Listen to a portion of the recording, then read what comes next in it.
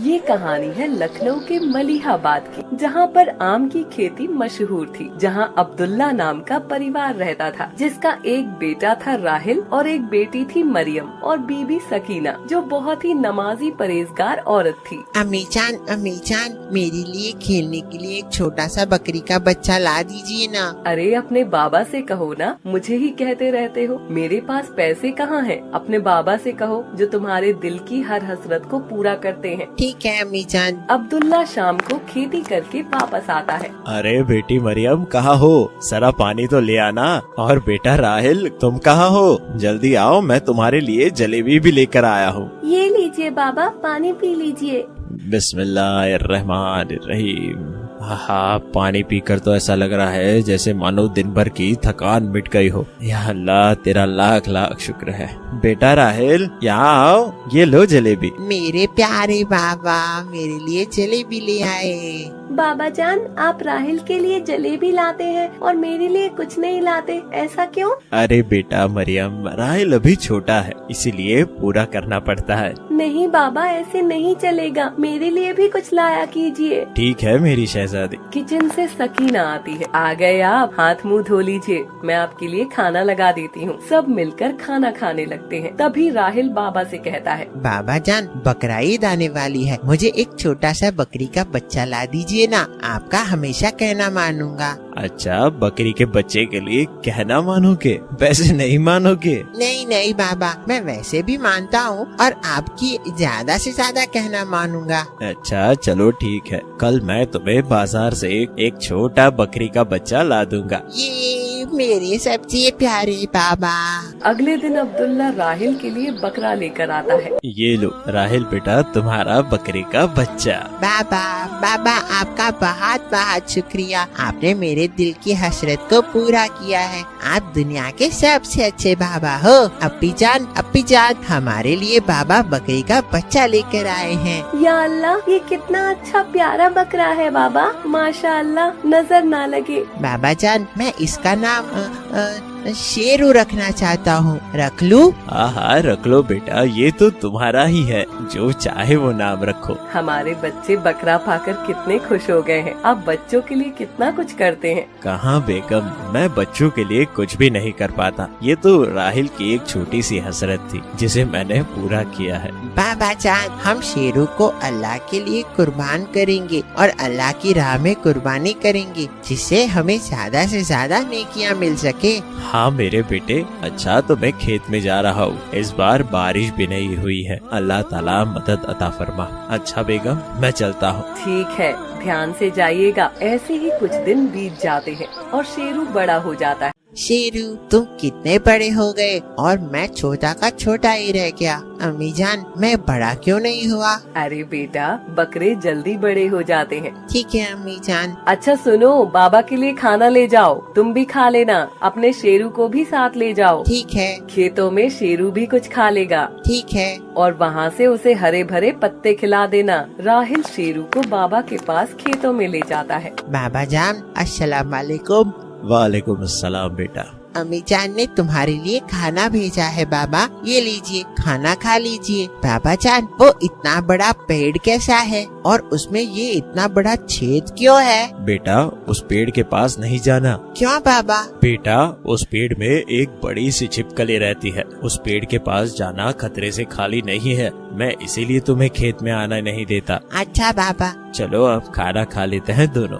अब्दुल्ला और राहिल खाना खाने में बिजी हो जाते हैं, लेकिन शेरू उसे पेड़ के पास पहुंच जाता है। अरे शेरू उस पेड़ के पास नहीं जाओ, वहाँ खतरा है। शेरू आवाज नहीं सुनता और उस पेड़ के पास घास को खाने लगता है। तभी अब्दुल्ला भागता हुआ आता है। शेरू पेड़ के पास मत जाओ। अब्दुल्ला शेरू को बचाने के लिए उस पेड़ के नजदीक जाता है। जैसे ही अब्दुल्ला वहाँ पहुँचता है तो उसमें से एक बड़ी छिपकली निकलती है, जो शेरू को खाने के लिए बढ़ती है, लेकिन अब्दुल्ला बीच में आ जाता है। छिपकली अब्दुल्ला को जख्मी कर देती है। राहिल दूर से खड़ा हुआ देख रहा होता है। शेरू, राहिल, तुम दोनों भाग जाओ यहाँ से, नहीं तो तुम लोगों को ये मार देगी। नहीं बाबा, मैं तुम्हें छोड़कर नहीं जाऊंगा। नहीं बेटा, तुम्हें अपनी माँ का वास्ता है, तुम्हें अपनी माँ का सहारा बनना है, तुम्हें यहाँ से जाना ही होगा। या अल्लाह, मेरे पापा को बचा ले। छिपकली अब्दुल्ला को मार देती है। राहिल रास्ते में ये सोचता रहता है कि अम्मी जान को क्या बताऊंगा। राहिल रोता हुआ घर पहुंचता है।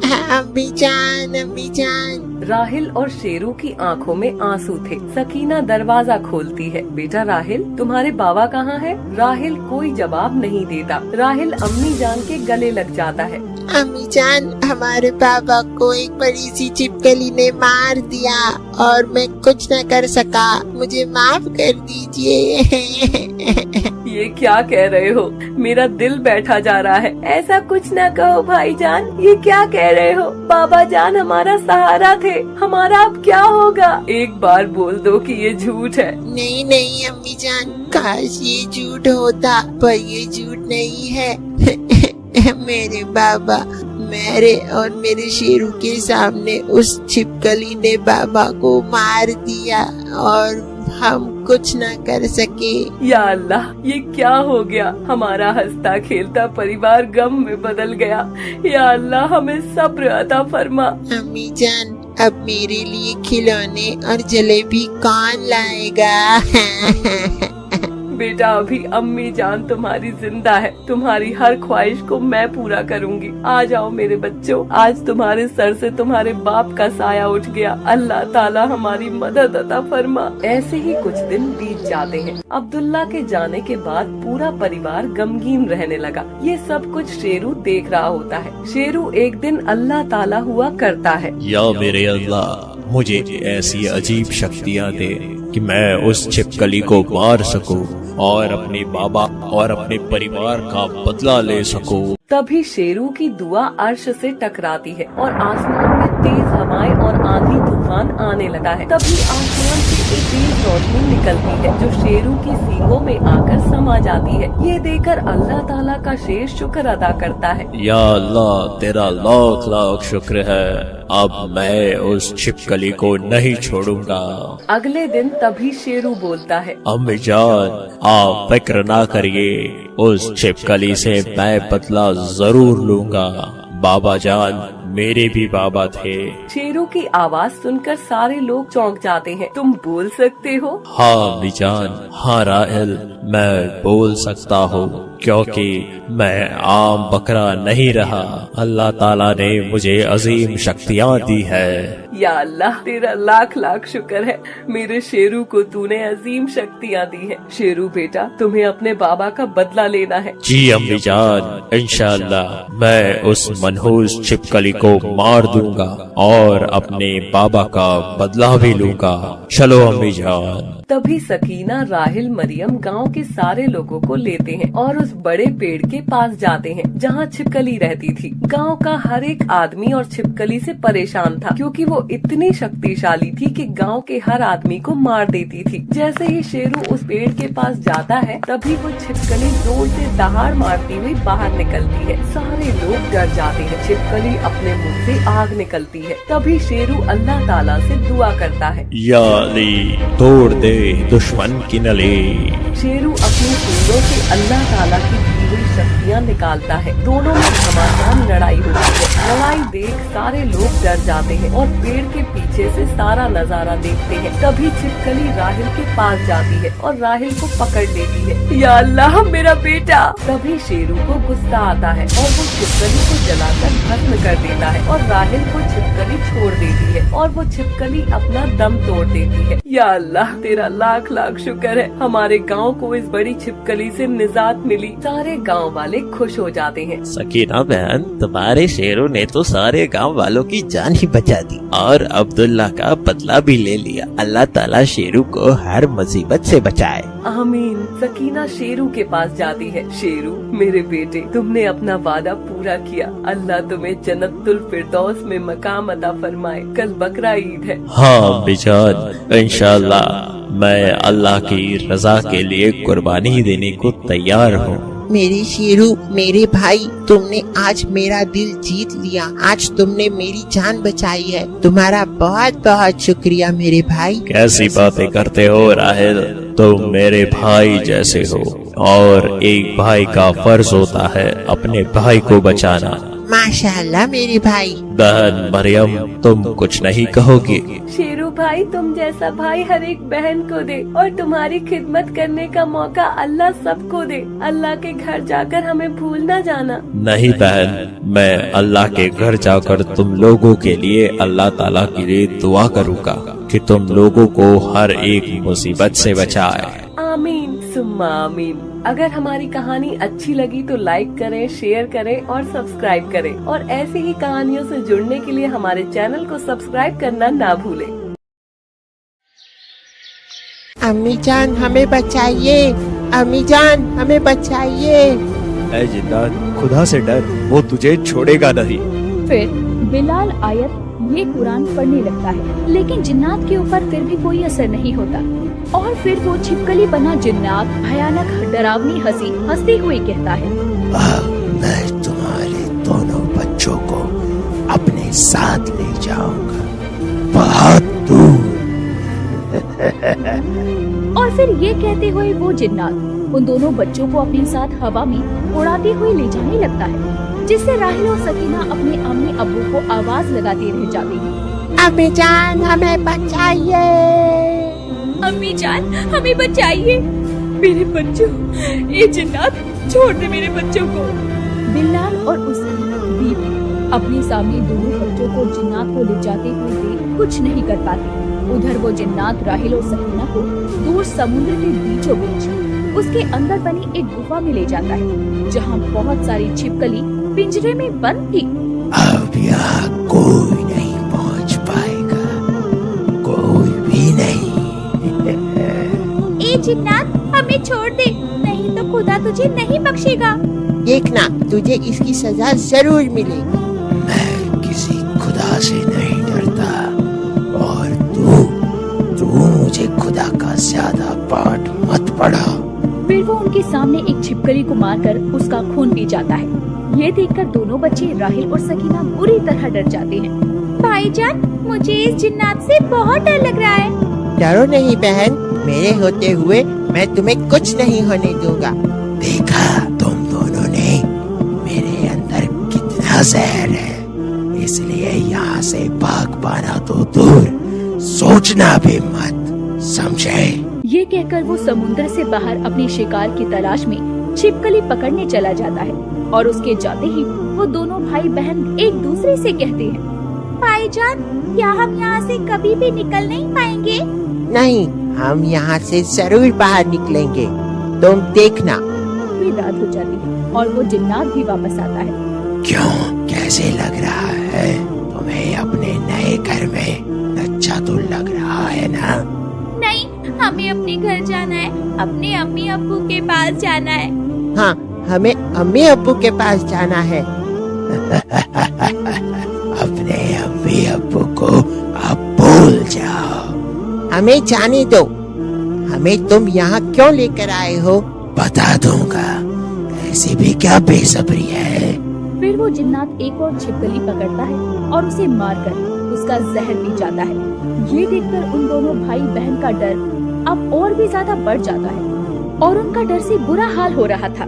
कुछ ही देर में रात हो जाती है और अपने आसपास बहुत सारी छिपकलियाँ और उस जिन्नात को देखकर उनको डर की वजह से अब नींद भी नहीं आ रही थी। भाईजान, हम कब तक यहाँ ऐसे ही बंद रहेंगे? मुझे तो लगता है हम कभी भी यहाँ से बाहर नहीं निकल पाएंगे। हिम्मत मत हारो मेरी बहन, हम यहाँ से बाहर जरूर निकलेंगे। फिर वो अपनी बहन सकीना को दिलासा देते हुए उसे सुलाने की कोशिश करता है और वो उसे सुलाते हुए खुद भी सो जाता है। फिर थोड़ी ही देर में उन्हें नींद आ जाती है, लेकिन तभी अचानक उनकी नींद खुल जाती है तो वो देखते हैं कि जिन्नात एक छोटी सी मछली को बड़े प्यार से खाना खिला रहा था। उन्हें देखकर उन्हें सब कुछ बहुत अजीब लगता है। सकीना, तुम्हें कुछ अजीब नहीं लग रहा है? जिन्नात को उस मछली का इस तरह प्यार से दाना खिलाना, प्यार करना। हाँ भाईजान, अजीब तो लग रहा है कि ये इतने प्यार से मछली को दाना खिला रहा है और उसे देख भी रहा है। क्या पता ये इसे बहुत प्यार करता है, तभी ये इसे इतने प्यार के साथ दाना खिला रहा है। और फिर अगली सुबह, जैसे ही सुबह होती है, वो जिन्नात समुद्र से बाहर आ जाता है और छिपकली की तलाश में निकल जाता है। उधर राहिल और सकीना के अम्मी अब्बू अपने बच्चों के याद में परेशान हो रहे थे और वो बस दिन रात अल्लाह ताला से एक ही दुआ करते हैं कि उनके दोनों बच्चे सही सलामत घर वापस आ जाएं। उधर उनके दोनों बच्चे अपने अम्मी और अब्बू को याद करके रोते रहते हैं। और फिर जैसे ही शाम होती है तो वो जिन्नात फिर से आ जाता है और आते ही उस मछली को देखता है और उसे खाना खिलाने लगता है। देखो भाईजान, वो जिन्नात फिर से उस मछली को कितने प्यार के साथ दाना खिला रहा है। हाँ सकीना, मुझे समझ नहीं आता कि ये जिन्नात इस मछली को इतना प्यार क्यों करता है। राहिल और सकीना को उसे हर रोज उस मछली को इतना प्यार से दाना खिलाते देखकर कुछ भी समझ नहीं आ रहा था। फिर एक दिन जब वो वापस आकर उस मछली को दाना खिलाता है तो राहिल हिम्मत करके उस जिन्नात से पूछ ही लेता है, तुम हर रोज इस मछली को इतने प्यार से दाना खिलाते हो और उसे प्यार भी करते हो, क्या ये तुम्हें अपने से भी ज्यादा प्यारी है? हाँ, कुछ ऐसा ही समझो। ये मुझे मेरी जान से भी ज्यादा प्यारी है। अगर ये है तो मैं हूँ, वरना मैं भी नहीं। इसके बिना मैं कुछ भी नहीं। आखिर ऐसा क्या है इसमें जो तुम इसे इतना प्यार करते हो? मेरी जान है ये, और इसके पास आने की जरूरत भी मत करना, वरना मारे जाओगे। ये सुन राहिल कुछ सोच में पड़ जाता है। कुछ ना कुछ गड़बड़ तो जरूर है सकीना। और फिर कुछ ही देर में रात हो जाती है और सब सो जाते हैं, पर राहिल की नजर उस मछली पर ही थी और फिर उसे नींद आ जाती है और उसके जाते ही वो अपनी बहन सकीना से कहता है, कुछ ना कुछ गड़बड़ तो जरूर है सकीना इस मछली में, हमें इसका पता तो लगाना ही होगा, पर कैसे? और फिर वो हिम्मत करके उस मछली के पास जैसे ही जाने वाला होता है तभी जिन्नात वहाँ आ जाता है। मैंने कहा था ना, इसके आसपास जाने की भूल भी मत करना, वरना मारे जाओगे। राहिल थोड़ी हिम्मत दिखाता है और उस जिन्नात से कहता है, मैं तो आपकी जान से भी प्यारी मछली को देखने गया था कि कहीं वो भूखी तो नहीं है। तुम सच बोल रहे हो, तुम ऐसा ही करने गए थे? सच में भाईजान, आपकी मछली को ये देखने गए थे कि कहीं वो भूखी तो नहीं। जिन्नात, क्या हम इन्हें दाना खिला सकते हैं? ये देखकर उस जिन्नात को उन पर यकीन हो जाता है और वो उन्हें कुछ नहीं कहता और वो उन्हें अपनी गैर मौजूदगी में मछली को दाना भी खिलाने देता था। लेकिन राहिल और सकीना उस मछली का कुछ भी पता नहीं कर पाते और फिर एक दिन वो दोनों उस मछली को दाना नहीं खिलाते, जिससे वो मछली तड़पने लगती है और फिर कुछ ही देर में वो जिन्नात बहुत बुरी हालत में आता है और जल्दी से मछली को दाना खिलाता है। मछली के दाना खाते ही जिन्नात ठीक हो जाता है और फिर वो गुस्से में राहिल और सकीना से कहता है, अभी तक तुम दोनों ने मेरी मछली को दाना क्यों नहीं खिलाया? मैंने कहा था ना कि इसे दाना खिलाना भूलना नहीं। हमने मछली को दाना खिलाया था पर उसने खाया ही नहीं। हाँ जिन्नात, हमने मछली को दाना खिलाया था पर वो खा ही नहीं रही थी। नहीं, ऐसा नहीं हो सकता। अगर मछली दाना नहीं खाएगी तो वो मर जाएगी और वो मेरे लिए अच्छा नहीं होगा।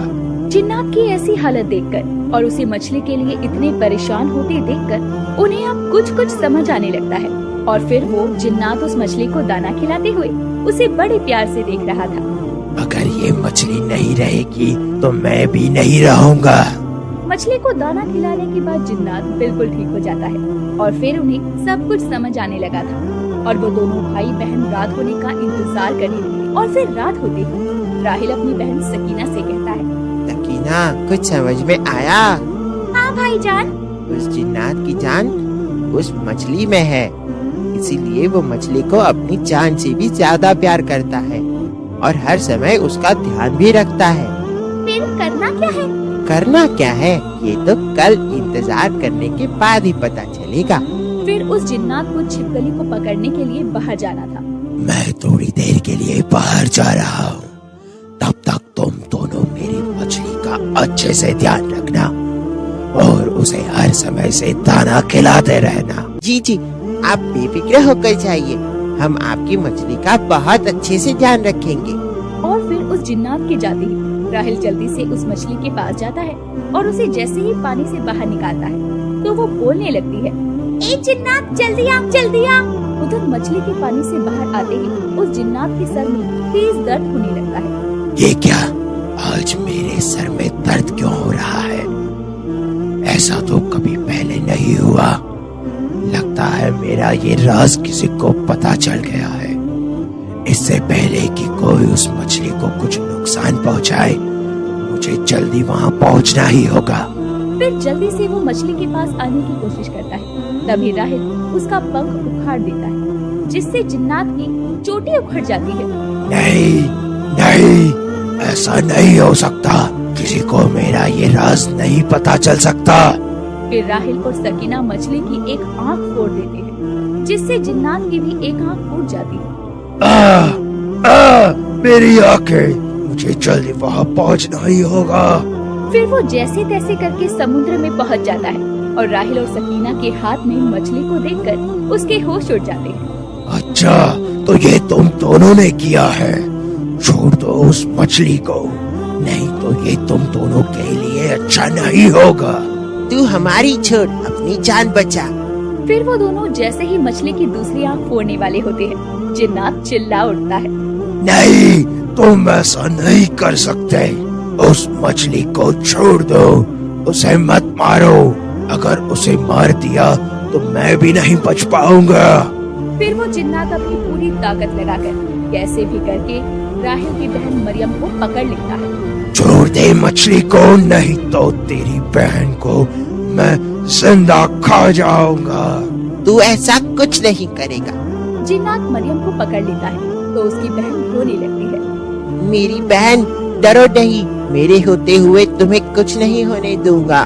फिर जैसे ही जिन्नात सकीना को मारने वाला होता है तो राहिल उस मछली की गर्दन तोड़ देता है, जिससे वो जिन्नात हमेशा हमेशा के लिए मर जाता है और वो आजाद हो जाते हैं और अपने घर अपने